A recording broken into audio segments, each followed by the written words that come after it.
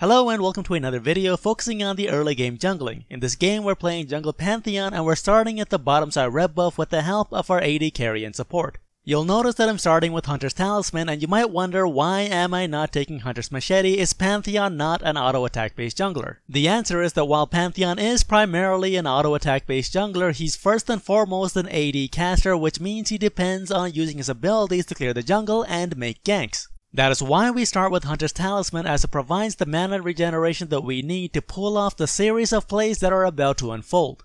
After clearing the red buff, we're going to head into the bottom side river to secure the Scarlet Crab while keeping an eye on the mid lane and bottom lane for potential ganks. In the bottom lane, we have a Vayne and Soraka against the Fiddlesticks and Lucian, and this lane is normally not gankable as Soraka doesn't really help with ganks and Fiddlesticks can fear us away. This is why Lucian and Fiddlesticks push aggressively, knowing that their lane is hard to gank.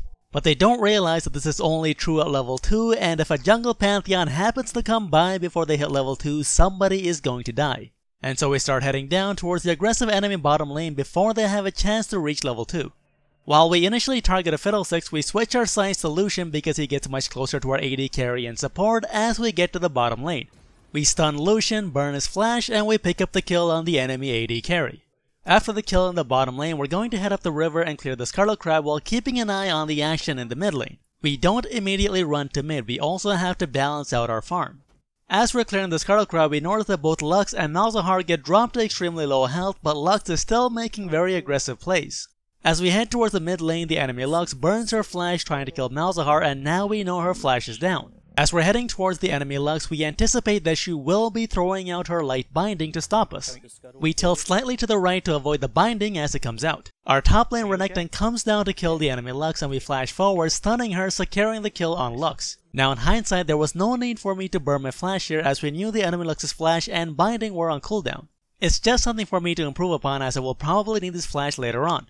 After that, we're going to secure the Scarlet Crab in the topside river, knowing that the enemy jungler is unlikely to come fight us with his mid laner dead and our top lane Renekton roaming down the river. I start heading towards our blue buff when Renekton tells us that the enemy Jax's stun is down, and I notice they're both very low on health. And so we start heading towards the top lane, wrapping behind the tri-brush, and we stun the enemy Jax, allowing Renekton to pick up another kill. And now we head back into our jungle, clearing the blue buff, the Gromp, and the wolves. Once again, we're trying to strike a balance between ganking and farming. Now as I'm clearing the jungle, you're going to notice that I will not be touching Raptors or Krugs early on. There's a very good reason for this. Pantheon is primarily a single target jungler.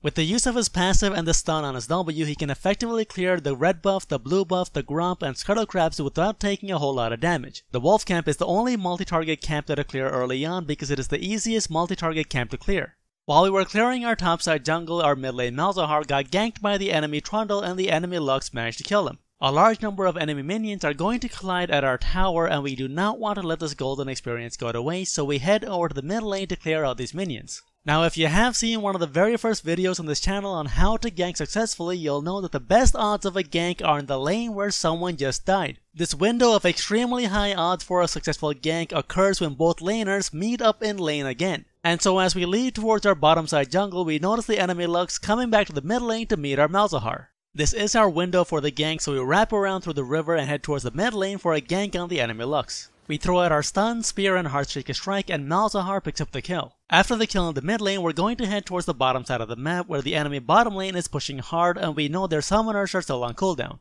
We ping our bottom lane to let them know that we are coming, and this allows Vayne and Soraka to get in position. We initially prioritize the enemy Lucian as he is the higher priority target, but he's also very slippery. Knowing that Lucian is too far away from Vayne to make this work, we go for the enemy Fiddlesticks instead. We do get feared by the enemy Fiddlesticks, but we're able to stun him anyway and Vayne condemns him into the wall and we pick up the kill on the enemy Fiddlesticks. Overall, we've managed to pick up 5 kills for our team in less than 4 minutes with just a Hunter's Talisman on jungle Pantheon. And so we head back to base with a large amount of gold to buy our jungle item outright. While it is very easy to dwell on the ease with which Pantheon gets kills by pressing buttons on the keyboard, the key takeaway here is to notice how important it is to read your lanes and prioritize targets appropriately to capitalize on Pantheon's strong early ganking capabilities.